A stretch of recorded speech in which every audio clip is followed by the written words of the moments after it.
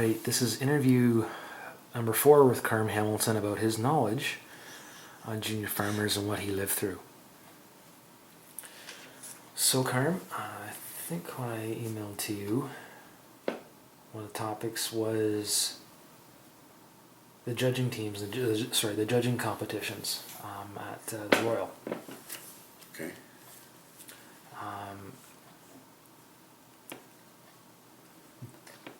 This was something that had been going on for the Royal for a long time.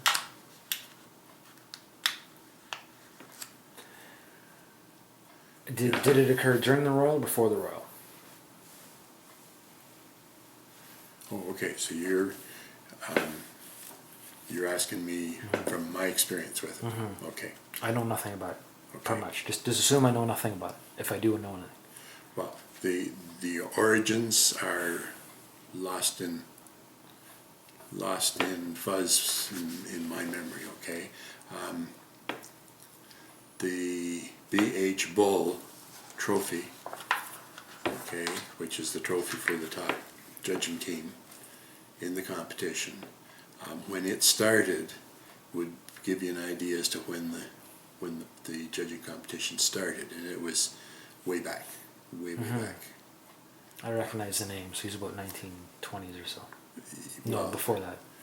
But when it started and when Mr. Bull did the trophy, I don't know. He's the Brampton guy, right? With the B.H. Bull and Sons. Yeah. And anyhow, the competition.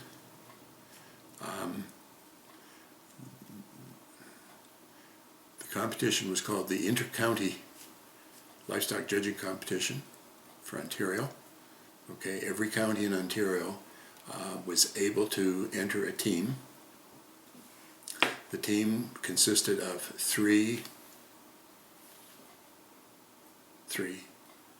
okay, judges, and there was also a spare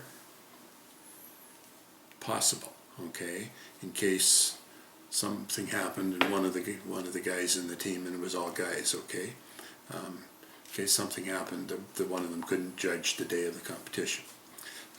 The competition, yes, the Royal Winter Fair opened on Friday, still does. The judging competition was on the Thursday, the day before it opened. All of the livestock used to be at the Royal at that point in time.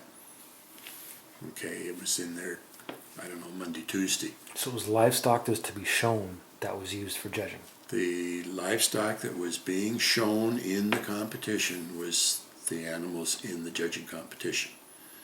Now, each class was 4 animals, of course, and so somebody picked the 4 animals that was in each class from 4 different herds, eh? And then there was an official judge who had the fun job of being the official judge and placing the animals.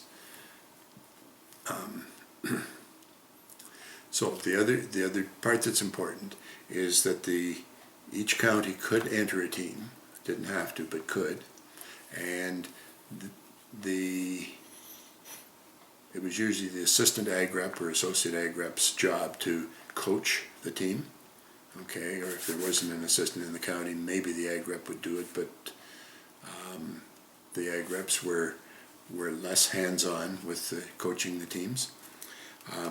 The coaching started 2 or 3 weeks before the judging competition. And for example, when I was in Middlesex County from 1957 through 1962, the half a dozen counties in the area, so that's Huron and Middlesex and Lambton and Kent and Elgin and Oxford, Perth, we used to get together, and each county hosted a day or 2 of practice judging in that county. And so you pick up your team members, early in the morning and head to the county that was hosting it for the day, and you would go to different farms in the county and judge different types of livestock that were good. Now, all of the animals, of course, would be on the same farm for for that class. And then you go to the next farm. So a dairy class on a dairy farm, and go down the road to the beef class, and down the road to sheep, and down the road to swine. Those were the four main livestock. Who paid for all that? Who paid for it all? The assistant ag rep volunteered his time. I mean, he got his paycheck anyhow. And the government car was used to do the driving, and so the government credit card put the gas in the car. What else you want to know about meals? Well, you took your lunch, or did something with lunch. I don't remember the lunch part. Was lunch provided? Not necessarily.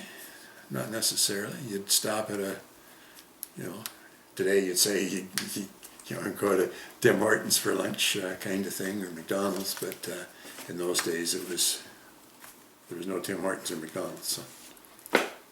So at the Royal itself, where did the judging take place? Where did the judging take place? In what's called today the Rico Coliseum. So all the classes were together at once, or were they brought in and rotated? The classes were brought in, and the participants rotated around. Okay. How much time was allotted? You had 15 minutes to judge and make all your notes and do everything on a class. And then you had 2 minutes to move to the next class. No reasons given? Oh yes. But the judging was the one part, okay? So you did all the judging. When you got finished judging, then the reasons part was maybe in the afternoon. The judging was in the morning, and the reasons would be in the afternoon. And so each contestant gave reasons on specific, like they all did the same class, so if we were giving reasons, like the dairy classes, there'd be 4 dairy classes: Holsteins, Ayrshires, Guernseys, Jerseys. Okay. Okay, you'd give reasons on one of those breeds. Okay. Okay, maybe 2. I'm fuzzy on the number, but yeah, at least 1, and probably 2 of the breeds. Okay. Beef classes: Shorthorn, Angus, Hereford.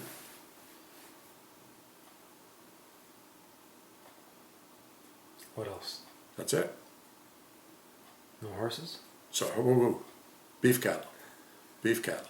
The European breeds of beef cattle hadn't arrived yet. I'm going back, okay? Yeah. And once they did arrive and became part of the Royal, then they got added in. But, and so, like with the 3 beef breeds, at least 1 breed you gave reasons on, if not 2. Sheep and 1 class of sheep you give reasons on, probably 1 of swine. And with the swine, often I think there was a class of pork sides, like the carcass class, okay, as well, to judge. What about poultry and horses? No. Now, in the inter-county judging competition, no. Okay, there is a special horse judging competition. A fellow by the name of Robert Graham. Don't ask me to tell you very much about him. I think maybe he was the horse professor at the OAC once upon a time. Anyhow, the Robert Graham Memorial Trophy competition was horse judging. And so remember I mentioned we had 3 team members and a 4th person kicking around as a spare.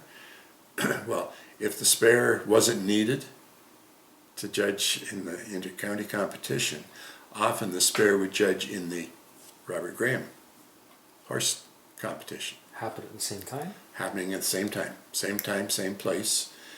but out in the horse ring instead of in the Coliseum. Same principles, judging 4 animals on the hoof and then giving reasons on some of the classes. Then, after the participants had done all of the judging and giving reasons, then the final part of the program, and I'm quite sure that was evening, although it had to be evening, couldn't have been at noon, was a banquet and awards ceremony. Where? At the Royal.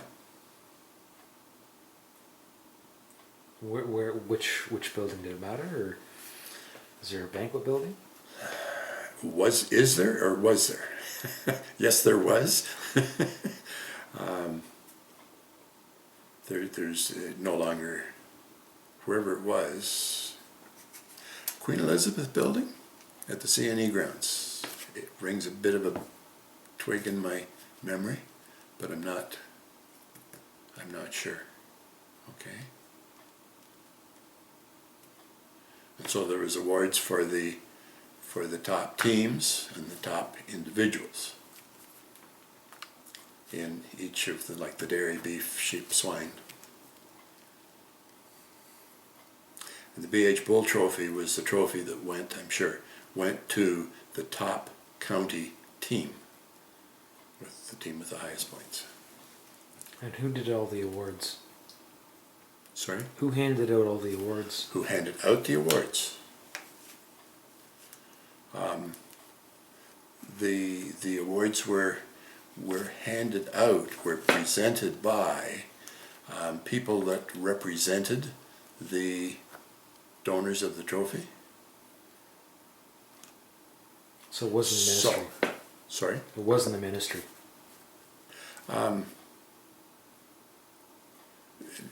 Again, it depended. Let's go to the Bull Trophy, okay? If a member of the Bull family was available to present the trophy, then yes, they would present it. If nobody from the Bull family was available, they would probably, because they came from Peel County, they would probably arrange to have the agricultural representative from Peel County make the presentation for the family. Who did all the tallying of all the marks? Oh, that was another crew of ministry staff again. So I was talking about assistant reps did the coaching, okay, and then there was a whole team of people, staff, ministry staff, extension staff, who did all of that. Okay. Yeah, well, it was a major production, and a major extension program. Okay, for the ministry.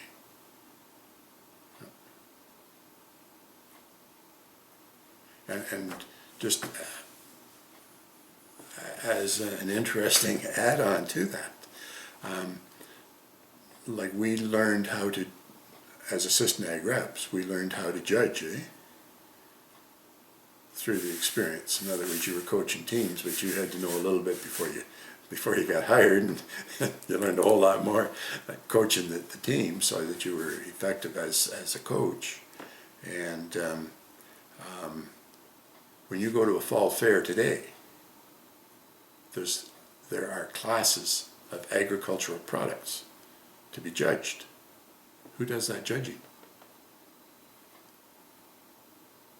And the people that are still doing the judging are people that came through that kind of learning process. And some of us aren't going to be around much longer. Some of us aren't around any longer. So there's a real shortage of potential judges, and the fact that new people were being trained aren't being trained today because there's no longer any extension in Ontario. Like that's as someone who does a bit of judging at some of the fall fairs, the people at the fairs last fall that I judged at said, you know, you're going to be around next year? You're going to be available next year? If you aren't, where can we find somebody to do it? And that's a good question. Okay. So there was no crop judging done, no seed judging. Well, that's a whole different topic. The seed judging competitions took place at the farm shows, or the seed fairs, as they were known. Okay. The look on your face, you don't know about seed fairs. The seed fairs, there was a whole series of seed fairs across Ontario. There was one in London for Western Ontario. Okay. There was one in Lindsay for East Central Ontario. There was one in Ottawa, the Ottawa Valley Farm Show, for Eastern Ontario. Okay. In 1959, some of the folks in London operating the Western Ontario Seed Fair heard about a program in the States called the Pennsylvania State Farm Show. And two farmers that were on the committee operating the seed fair, and the assistant ag rep, some guy named Hamilton, took a plane. First time I was ever on a plane in my life. Took a plane to the Pennsylvania State Farm Show in someplace in Pennsylvania. Anyhow, what it was our seed fair with a few additions, and they called it a farm show. So the next year, the first farm show in Ontario was the Western Ontario Farm Show that succeeded the seed fair, and today there's all kinds of farm shows across Ontario, of course. And that made it better than a seed Made show? it better? Yeah. No, it was just different name, Okay. and had more appeal. Like a seed fair, well, I don't produce seed, so why would I be interested in a seed fair? But the seed But a fair, farm show. You see, what the seed fair was a whole lot of exhibits of companies selling products to farmers related to cropping, related to whatever, but not necessarily livestock, eh? But with calling it a farm show, you could add the livestock then into, and it made sense. So where did the judging, when did that happen, or when did that stop? Good question, and I don't know for sure. Okay. So it never happened at the Royal, and there wasn't any seed judging at the Royal. Competition, no. I don't ever remember a seed judging competition at the Royal. Okay. No. Now the thing that got added, probably 1960, somewhere around there, was an inter-agricultural school judging competition. So Ridgetown, Centralia, Guelph, Kempville, Alfred colleges, the Lisker College, those are the colleges, put in a team of students. Again, three or four students, and they participated as a county team in the county competition. But all of their records and everything was kept separate, and was a separate competition. It operated separately. Was it typically that junior farmers were picked for the stock judging at the Royal? Barclay, the answer is no. You may be a junior farmer member. You probably were a junior farmer member because most of the active, involved young people on the farm were junior farmer members. okay, but there was the connection between junior farmers per se, association per se, and clubs, and the judging competition was not clear, and there was no tie-in that you had to be one to be the other kind of thing. Was there any judging competitions at the CNE? And again, the answer is yes.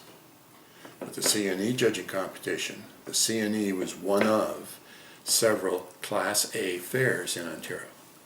Western Fair, CNE, Lindsay, Central Canada Exhibition in Ottawa. Those four come to mind. And each one had an area of the province that the kids, 4-H members, junior farmers from those counties could voluntarily participate in a judging competition that included livestock and seed and etc. at the Class A fair. But that disappeared when you were involved?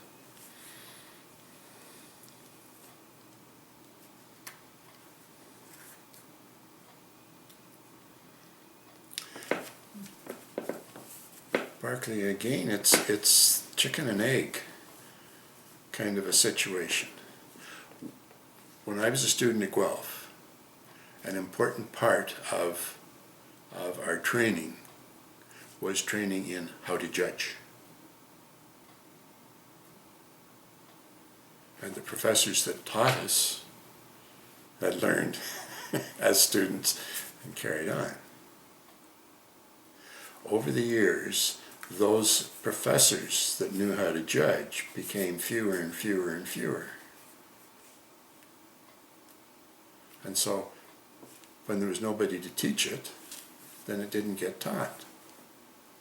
And if it wasn't being taught, there was nobody to take the courses. So graduates from the college ended up not knowing how to judge, not having the training in judging that we once upon a time did. And so all of a sudden, assistant ag rep is to teach 4-H kids, junior farmers, how to judge livestock when he doesn't know himself, or she doesn't know herself, is a challenge. Chicken and egg. Okay. Membership cards. I've come across a few junior farmer membership cards. Not many. Oh, okay. But those were all handled by the central office in Toronto? Yes. Okay. When Joyce Wiley was junior farmer stenographer, she typed every one of the 8,000 to 10,000 membership cards for Ontario. Put your name and whatever, your club and whatever other information was wanted on it. And every year it was a different color? Yeah, it was. So that, it was different colors. So if you had a green card, because green was this year's color, and you went to the field days next summer with a green card, but that's last year's color, you needed a blue card for this year. You don't get to play ball until you come up with your blue card. So cards were used a lot? They were used.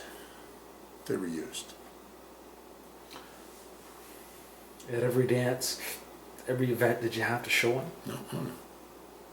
When was a card needed?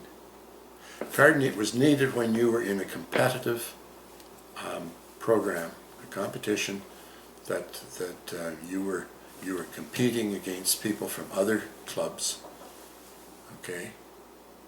And you had to identify, yes, I am a junior farmer member this year for this club. Then it was used. Did you have to prove that you were a junior farmer member going to the provincial conference? Or was that just you were on a list? You go to register at the provincial conference, Well, and you say, I'm so-and-so, well, let's see your proof. Do you have your junior farmer card? Was that asked for? Or you just say, yeah, okay, sure, you can be so-and-so. Well, to be a voting delegate at the provincial annual meeting and a participant in the conference for the weekend, and the first thing that happened is you were appointed, elected by your club to represent the club. Okay? Now, so you were on the list. Did you have to show your card? Good question. I should know the answer, should remember the answer. I'm sorry, I don't. I would, if anybody said, hey, that guy said he was Barclay, and he's not Barclay. That's Barclay over there. So that wouldn't happen. Okay. But, yeah. So Joyce typed them all out. It was all on a full page. The cards were on a 8.5 by 11 page, yeah, and perforated, printed, perforated. She typed the information on. I don't know how many there'd be, 5, 10 on a page, maybe. And who broke them all up or tore them all up? Okay, well that was the secretary of the club's job. Okay, the membership cards went in a large envelope to the secretary, and the secretary handed out the cards. And the secretary, he or she, had to tear them up so that you only got your card, and I only got my card. We didn't get a page of 10 of them. Take your pick. When did cards usually go out to clubs? Oh, well, the deadline for the deadline for becoming a member for this year, 2016, used to be, pretty sure, January 31st. So if you were on the list and in the office or postmarked, then that was when the list came in, okay? And the cards were made up. I didn't answer all your questions. So it came in and it came out. So they came in, and then like there was a couple months of diligent work on Joyce's part, plus doing all the other things she had to do. How long did it take her to type up, thousands and thousands of membership cards? You better ask her that. Quite a while. Her manager didn't care as long as they got done? That was part of her job. That would have been a lot of overtime. Overtime? Mm-hmm. What do you mean overtime? Extra time to get them done in time. Overtime was not a word in the vocabulary in those days.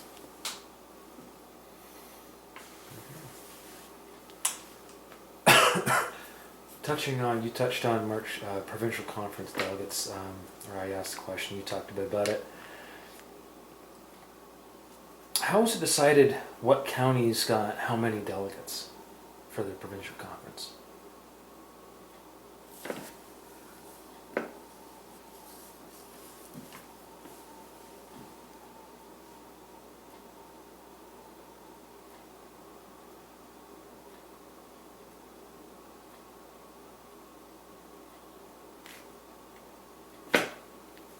Good question. I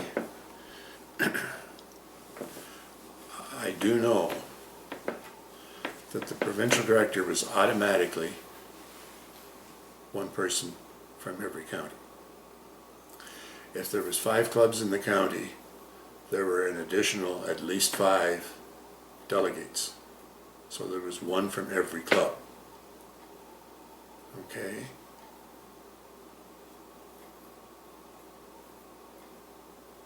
So what I'm trying to think of is how many clubs did we have, and how many people came to provincial conference. Like 350 is the number in the back of my mind. 350 delegates that were officially at provincial conference annual meeting. And all of provincial conference happened in Guelph, typically. Yes. The provincial conference was held at Guelph. The War Memorial Hall was the main setting for most of the activities. Meals were in Creelman Hall, and the what's now known as Johnson Hall, admin building in once upon a time, was the residents. The students had already left. Okay, like it was late April when provincial conference was held. Students had left, the rooms were vacated, and so that's where and then things changed. Then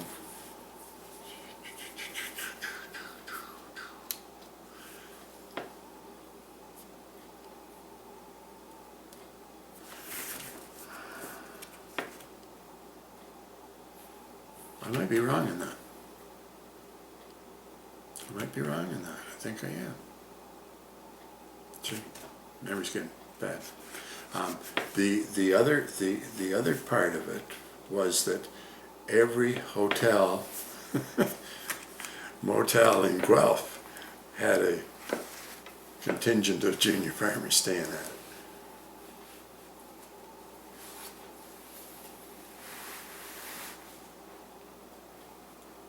Yeah. So the entire programming happened at War Memorial Hall. Was there ever the groups divided off in different groups? No, you couldn't. No. Okay. So you don't know about the old days when they had girls' sessions and boys' sessions?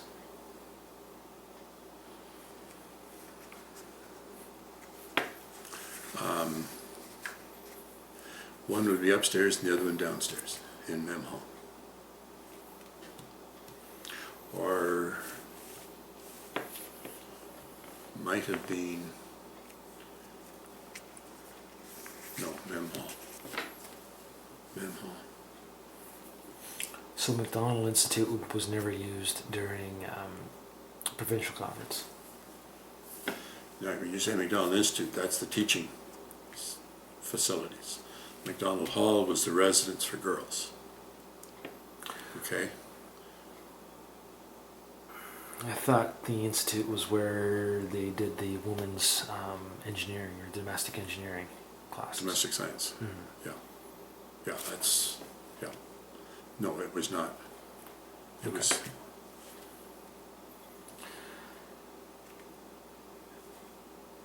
Don Mills hosted the provincial conference for a while, did it not? Sorry? And Don Mills in Toronto was not the provincial conference held there too? We moved then. I was involved. I was involved in the move from Guelph to Toronto. So instead of being, and this is where my memory was clicking in. I was saying when we lived in Johnson Hall. Like there was 2 or 3 different programs during the year that were junior farmers, and I'm getting confused on. Anyhow, yeah, the junior farmer provincial conference and annual meeting was stayed in hotels, motels. So instead of being scattered all over Guelph in different places, and then having to go to the college to Mem Hall for the meetings. The first year we were at the Inn on the Park, the biggest, swankiest hotel in Toronto at the time. We had negotiated one fantastic rate with them. Okay, it was almost cheaper than staying in Guelph in the end. And everybody lived in the one building, all the meetings were in the one building, all the meals were in the same building. Like it was just an incredible difference, and much, much, much easier to operate, conduct. So at the University of Guelph, where did the meetings take place? Sorry? Well, at the University of Guelph. Oh, sorry, Creelman Hall. Oh, okay. Yeah, Creelman Hall. The students were there. How did that all fit together? Is that's where I'm fuzzy. Okay.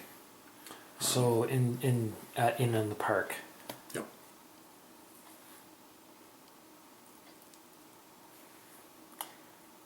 Was everyone still in the same program, or were there programs split for different groups? Berkeley again. It was there were opportunities to have breakout groups, split groups. 50 people go for this topic and 100 go for this one in another room and 50 someplace else. And so probably, depends on the year, depends on the time of the day, Like everybody starts the day together, ends the day together, and there could be different things in the meantime. The candle-lighting ceremony for the swearing in the PDs, had that already taken place? Was that already taking place when you took over running JFA? Oh yeah, yes. Okay. How'd you get away with having lit candles inside of a building? What do you mean? How'd you get away with, like... Fire hazards everywhere? Partly. It's only a fire hazard if you have people that are irresponsible, right?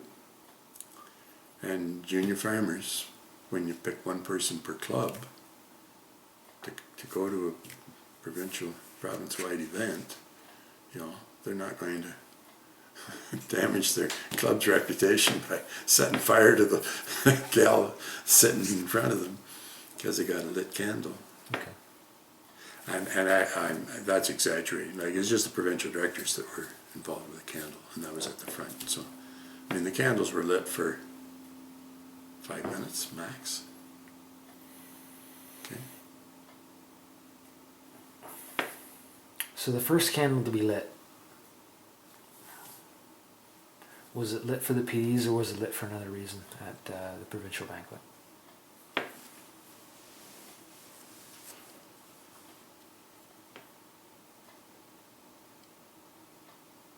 Because there's a custom now to light a candle in memory of those who passed on this past year at the current provincial conference.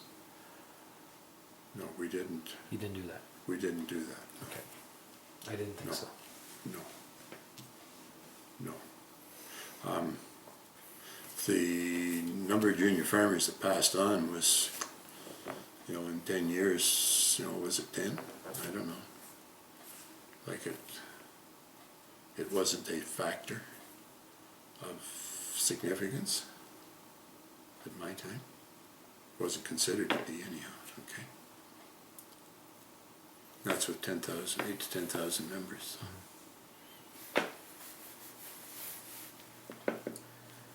There was a song that was sung with it back then, with the lighting of the candles. This little junior farmer light of mine. That was the song was going on or not? Yes. Okay. But it's adapting a popular song from way back when. Okay. Okay. I'll have to bug Art about those questions. Bug who? Art. Bennett. Well, no, it wasn't a junior farmer song. It could have been like it was any group. This Boy Scout light of mine, this Girl Guide light of mine, this 4-H light of mine, this junior farmer light of mine. Okay. The newsletter. Newsletter. Mm-hmm. Okay. The magazine or newsletter. The magazine, yeah. It changed during your tenure, did it not? Yeah.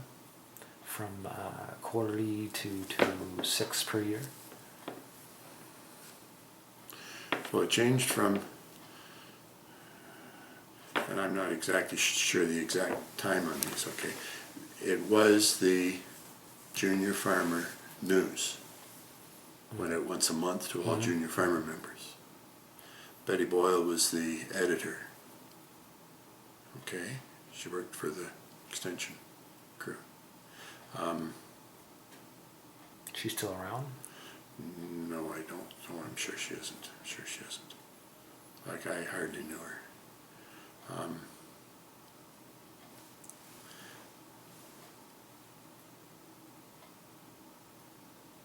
We went from the Junior Farmer News to the Junior Farmer and 4-H quarterly. Okay, so 4-H members, homemaking agriculture, were brought in And so each 4-H junior farmer family got one copy in the mail of the magazine once every 3 months, so it's quarterly.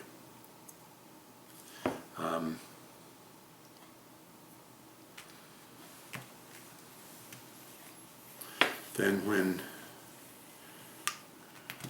was it Lois James or names? Know her well. Monica Elliott, Monica Fennell. One of them. We changed from quarterly to 6 a year and changed it to the Enthusiast.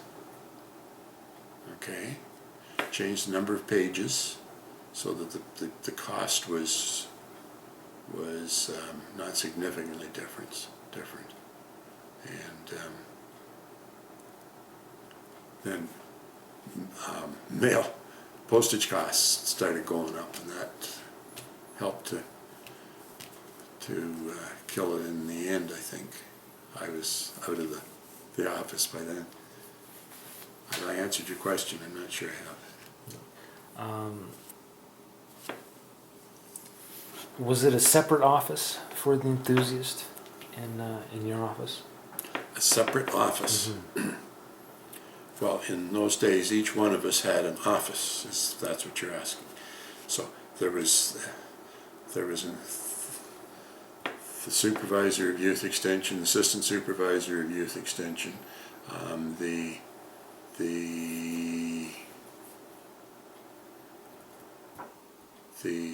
editor. Okay, and then we added, what was Dougie's title? Oh gosh.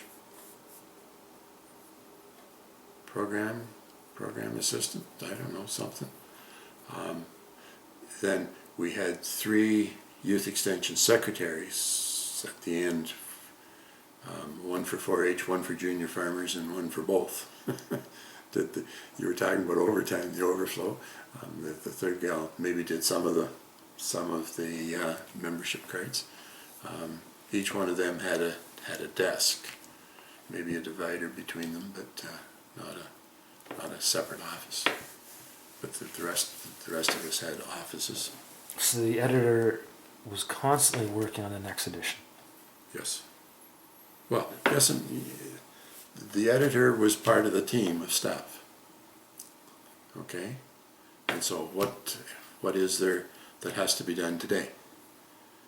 Okay, that needs attention, and who's giving it attention? You with me? So they pull people in when they needed help. No, like we within the crew, like the supervisor was technically in charge of junior farmers, 4-H, summer programs, etc., eh? Technically. The assistant supervisor was, however, the key person that did 4-H. The supervisor was secretary treasurer of Junior Farmers Association. When we got to leadership training programs, okay, who was doing which one, kind of thing, eh? It varied. Does that make sense? So the editor had complete control, more or less, over the issues? No. Complete control, no. Okay. There was an editorial committee. Okay. And the editorial committee consisted of Junior Farmer, JFAO, Junior Farm Association of Ontario, representatives, okay, some 4-H representatives, and staff from Home Ec branch and Extension branch, plus Youth Extension, of course, plus 1 or 2 or 3, gosh, how many? There were 3 or 4 people with expertise that knew that were part of the committee. If you take a look at the old quarterly in the masthead, you'll see names. That's where you can find out who is involved. How did the covers get picked?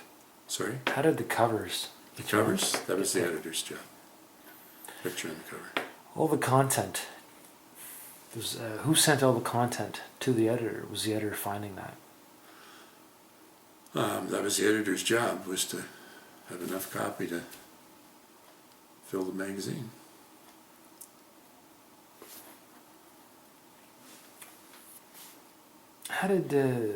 Why did you hire Lois James, and how'd that go about?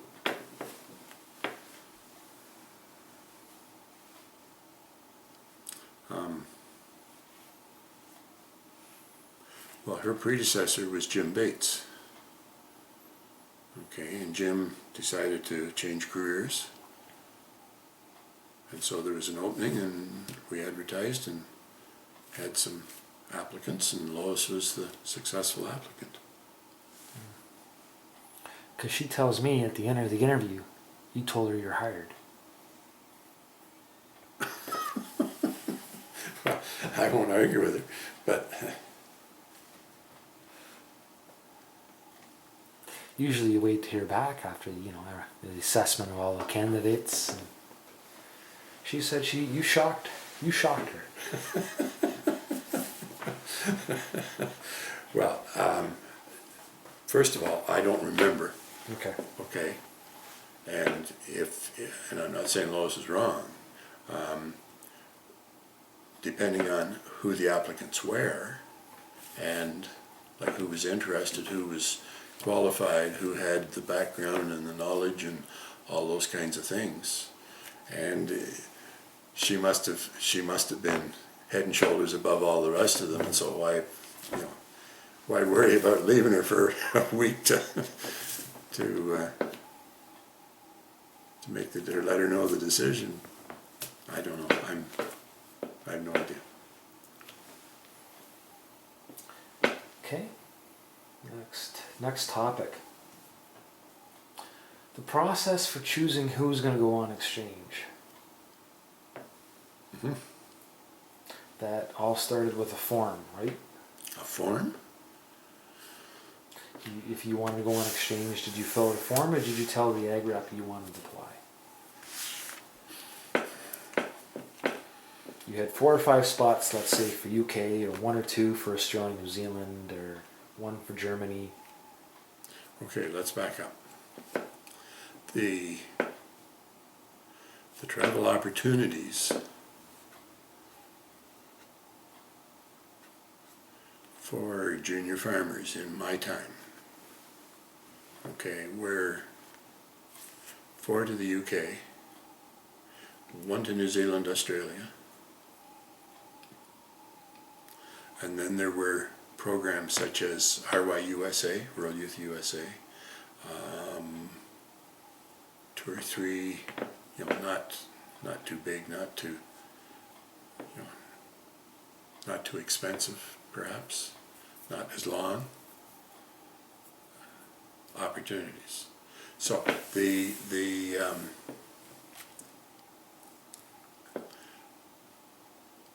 agricultural representative would get a letter from the supervisor of youth extension saying, this year we are going to have travel opportunities for young people / junior farmers, and each county has the opportunity of nominating 1 person. Please proceed with the selection at your county level as you see fit. Okay? So if there was 15 junior farmer clubs in the county, it was a lot of people to think about. If there was no junior farmer clubs, there was still a bunch of people to think about. Okay, who was a potential person. And so, yes, there was an application form, name, address, what have you done? Why should you be considered? They came in, there was an interview panel then.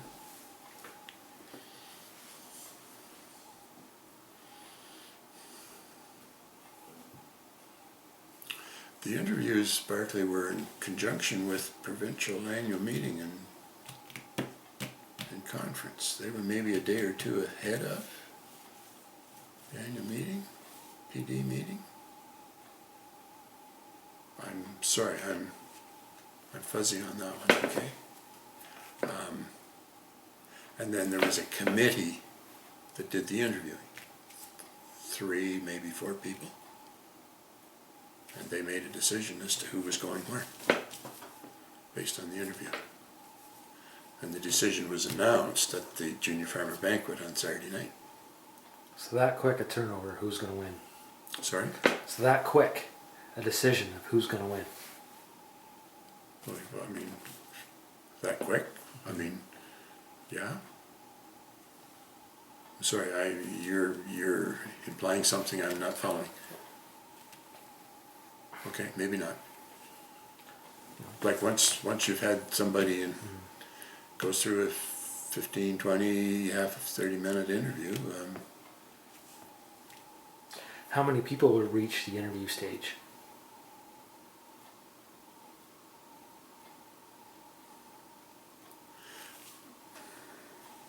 Good question.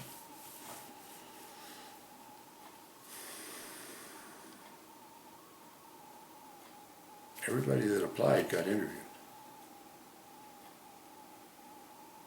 Now, if the staff in the county, thought, hey, there's really nobody that's outstanding this year, they probably wouldn't send in an application. Don't know. Don't remember. It's too many years ago. Because not everybody that you received an application for, not everybody get interviewed, right? Yeah. Oh yeah. Everyone did. Yeah. Okay. I would say yes. There was no culling. No. If your ag rep sent in an application for you, you were interviewed. Yeah. So that same committee interviewed everyone that there was an application for. Mm-hmm. That's a long day. Mm-hmm. Oh yeah. Yeah. Like I would say 15 minutes, probably 20 minutes most. Yeah, 3 an hour. 20 minutes.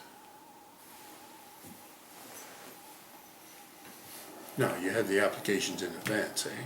So you can review them and,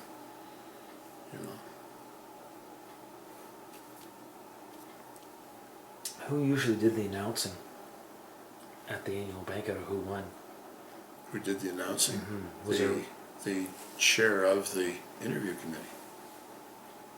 Would be my recollection, my expectation. Yeah.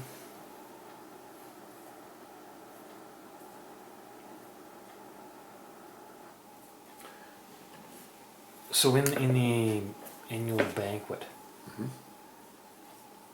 what was the agenda? What was the program for the annual banquet? Like obviously you did something, you ate, everyone was seated, or you had awards. What was the program? Well, you've seen copies of it, eh? I've seen copies. Can't say I've read it. Well, next time you see one, read it. That's the best I can. Like it was, it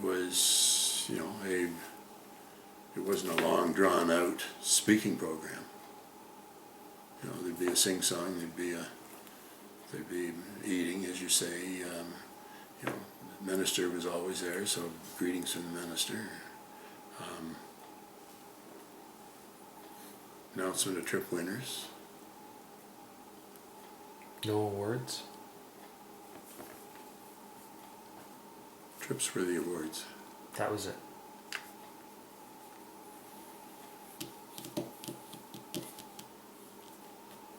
As I recall, yeah. Okay.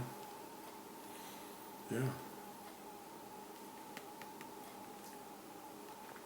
Currently, there is a custom in junior farmers to have a bagpiper lead the head tables in to the banquet. Was that going on in your tenure? Bagpipes, I can't say yes and I can't say no. I don't remember. Because everyone would be seated, and they would say, "Please rise," and the bagpiper would start, and the head tables would come in. Yep. And I'm not sure when that started. Well, it's a tradition of many banquets, eh? So when did it start, junior farmers? Probably way back. I just don't remember junior farmers versus. Okay. Someone was trying to tell me there was an exchange that was announced in January. But I can't remember who that was person that said. January this year? Or way back? Way back when.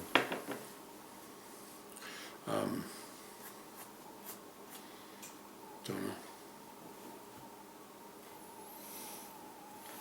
Well, I guess that's all the questions I have for today, this session. Unless you have some more knowledge or wisdom or history you'd like to just spout.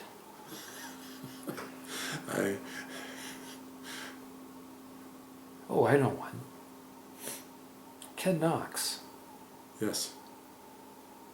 Why did you hire him? How did that come about? Why did I hire Ken Knox? This fellow that had to go back to school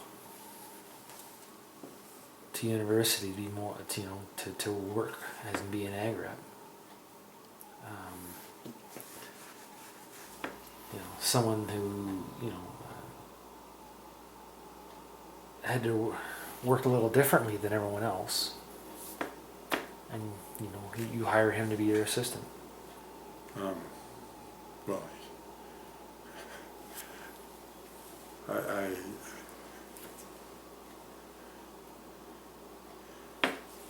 think I can answer it by saying that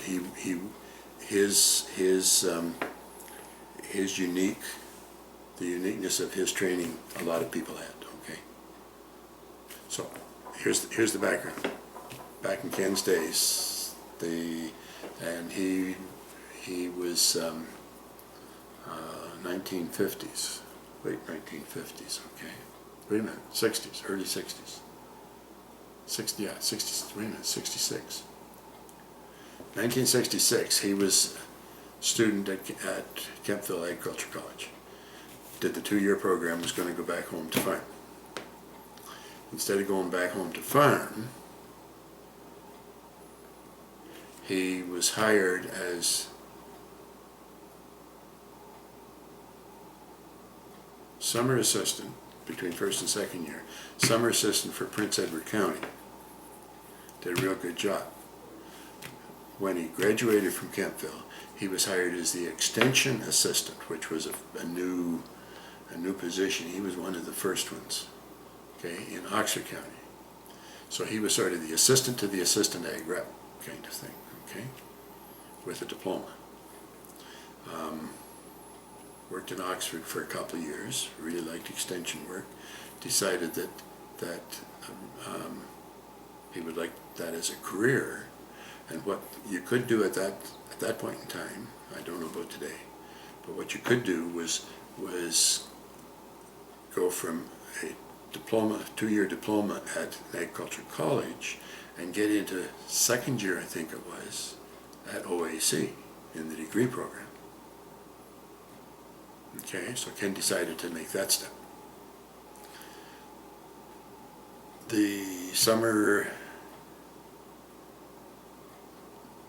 did he go second year or did he go first year? I don't know, it doesn't matter. Anyhow, the next summer, with his diploma in agriculture, his experience as summer assistant in Prince Edward and 2 years extension assistant in Oxford, plus a year at Guelph, we needed somebody to help with summer programs, and he was hired as summer assistant supervisor in youth extension. In the Toronto office. In the Toronto office, Pruitt's office, yeah. So Ken worked at least he worked. Okay, sorry, I have to jog the old memory. He worked one summer as program assistant in youth extension, helping with camps and all that kind of stuff. The next summer, we had some summer programs, and urban rural exchange, maybe, there was several different summer programs anyhow, needed a full-time student manager. And Ken did that next year, and maybe for 2 years, I'm not sure. Okay? Then he graduated from Guelph. He was hired as the assistant agriculture representative in Waterloo County. He went to Waterloo County, was there for a couple of years.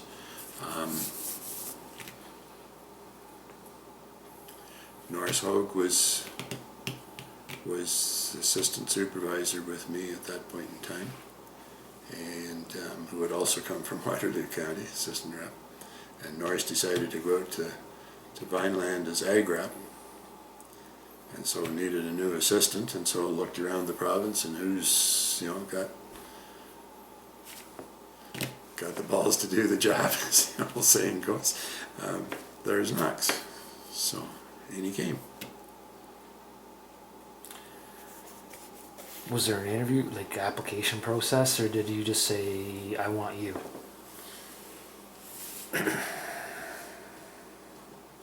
Did you get did you ask for people to apply for the position?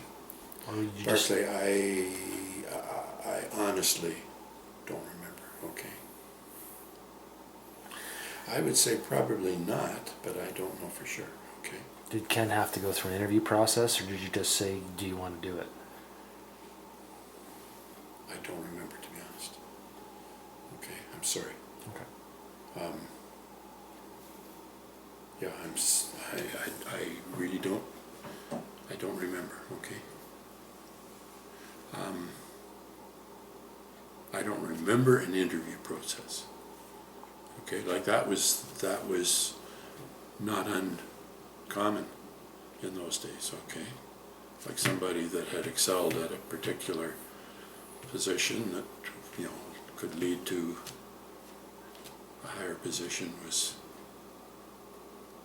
done, rather than, you know, getting a whole bunch of people excited that, hey, maybe I can do what so and so is doing. Yeah. Okay. Things are different today. Why did you hire Joyce Wiley? Why do I hire Joyce?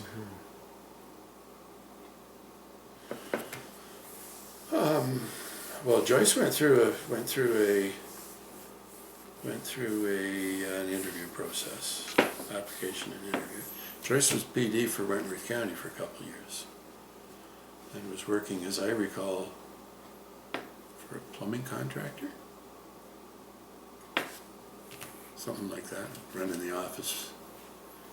And whoever her predecessor was quit, and there was an opening, and we advertised, and Joyce said, can I apply?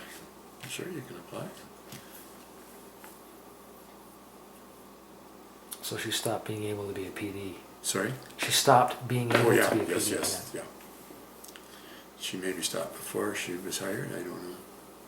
Not sure. Probably not, I don't know. She certainly couldn't do both. No. That'd be conflict.